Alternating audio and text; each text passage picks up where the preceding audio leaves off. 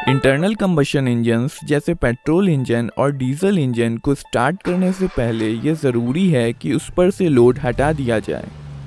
इसके अलावा यदि पावर इंजन से सीधे पहियों तक चली जाए तो हो सकता है कि इंजन लोड न ले पाए और बंद हो जाए। दूसरी ओर अगर इंजन पर्याप्त पावर पैदा करता है तो गाड़ी अचानक से चल पड़ेगी, जिससे लोगों को असुविधा या नुकसान भी पहुंच सकता है। इसलिए यह ज़रूरी है कि इंजन को पहियों से धीरे से जोड़ा जाए।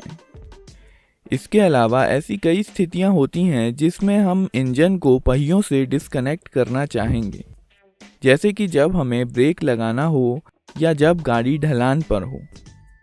इसके अलावा गियर्स बदलने के लिए भी इंजन को ट्रांसमिशन सिस्टम से डिस्कनेक्ट करना ज़रूरी होता है। क्लच एक ऐसा मैकेनिज्म है जो ज़रूरत पड़ने पर इंजन को ट्रांसमिशन से कनेक्ट या डिस्कनेक्ट कर सकता है।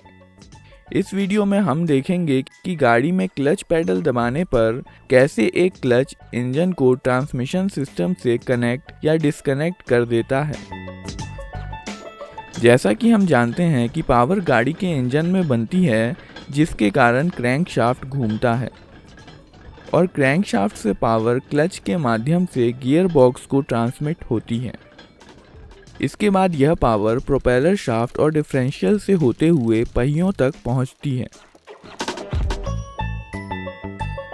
क्लच फ्लाईव्हील और गियर बॉक्स के बीच में लगा होता है और जब भी क्लच पैडल दबाया जाता है यह इंजन को गियर बॉक्स से डिस्कनेक्ट कर देता है और इसलिए पावर गियर बॉक्स तक नहीं पहुंचती है।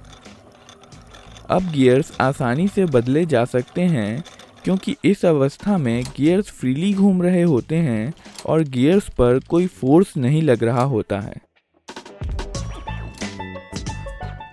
एक क्लच में एक फ्लाईव्हील होता है जो सीधे क्रैंकशाफ्ट पर लगा होता है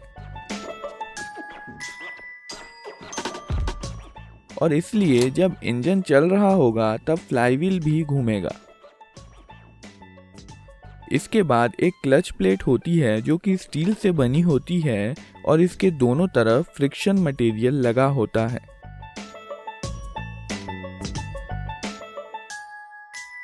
क्लच प्लेट एक स्प्लाइन शाफ्ट पर लगी होती है और यह शाफ्ट पर आगे पीछे मूव कर सकती है। यह स्प्लाइन शाफ्ट गियर बॉक्स का इनपुट शाफ्ट होता है और जब तक क्लच को डिसएंगेज नहीं कर दिया जाता है यह गियर बॉक्स को पावर ट्रांसमिट करता रहता है। मान लीजिए इंजन चल रहा है और इसलिए फ्लाईव्हील भी घूम रहा है। अब अगर क्लच प्लेट को थोड़ा एक्सियल फोर्स लगाकर फ्लाईव्हील के कांटेक्ट में लाया जाए तो इन दोनों के बीच फ्रिक्शनल फोर्स लगना शुरू हो जाएगा और क्लच प्लेट घूमने लगेगी। जैसे जैसे एक्सियल फोर्स बढ़ता है वैसे वैसे फ्रिक्शनल फोर्स भी बढ़ने लगता है और धीरे धीरे क्लच प्लेट और फ्लाईव्हील एक ही स्पीड से घूमने लगते हैं। जब फ्लाईव्हील और क्लच प्लेट एक ही स्पीड से घूमने लगते हैं तब यह आपस में स्लिप नहीं करते और हम कह सकते हैं कि क्लच पूरी तरह से एंगेज्ड है। क्लच के एंगेजमेंट के लिए यह एक्सियल फोर्स प्रेशर प्लेट द्वारा लगाया जाता है। प्रेशर प्लेट को स्ट्रैप प्लेट की मदद से लचीले ढंग से क्लच कवर द्वारा सपोर्ट किया जाता है।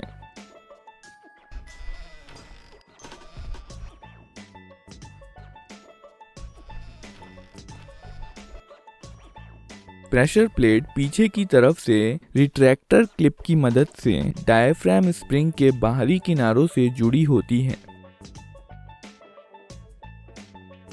डायफ्राम स्प्रिंग एक डिस्क शेप का स्प्रिंग होता है जिसके बीच में एक छेद होता है और रेडियल डायरेक्शन में स्लॉट्स बने होते हैं। डायफ्राम स्प्रिंग का मोशन इसके दोनों तरफ लगे दो वायर रिंग्स के द्वारा फिक्स किया जाता है। यह वायर रिंग्स स्प्रिंग के बाहरी किनारे से थोड़ी ही दूरी पर लगे होते हैं और एक फलक्रम की तरह काम करते हैं। इसलिए जब स्प्रिंग के सेंटर में एक्सियल फोर्स लगाया जाता है तो इसके बाहरी किनारे विपरीत दिशा में चले जाते हैं और जब फोर्स हटा दिया जाता है तो स्प्रिंग वापस पहले वाली स्थिति में चला जाता है।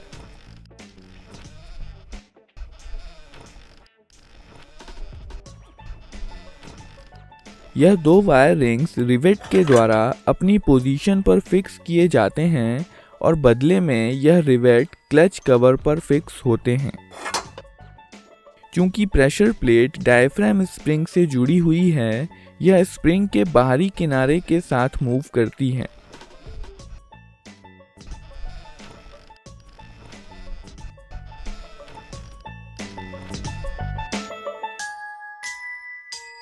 इस प्रेशर प्लेट, डायफ्राम स्प्रिंग और कवर की असेंबली को प्रेशर प्लेट असेंबली कहते हैं और ये फ्लाईव्हील से बोल्ट्स के द्वारा जुड़ी होती है।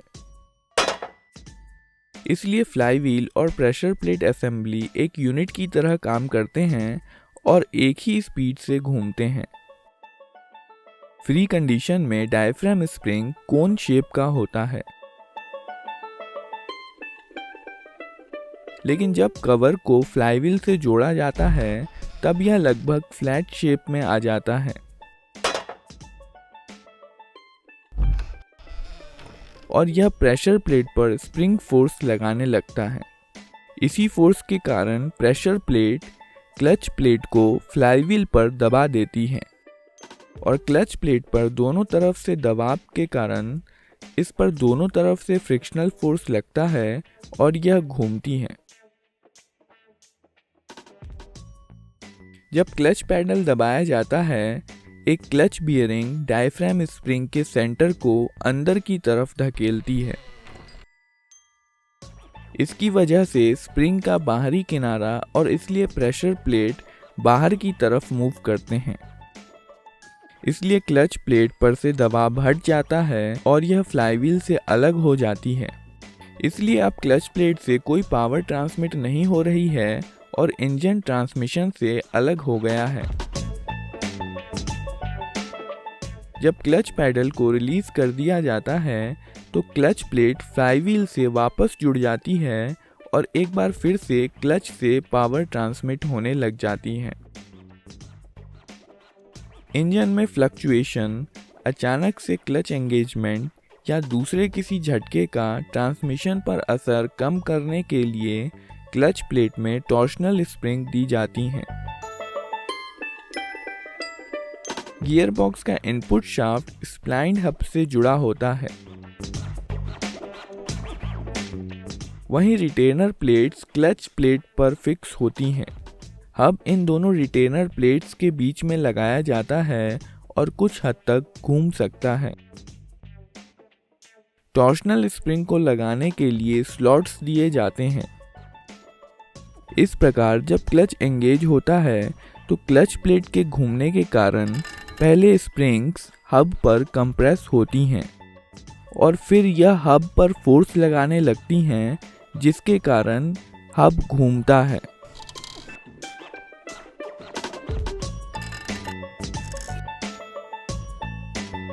और इस प्रकार पावर स्मूथली गियर बॉक्स को ट्रांसफर हो जाती है।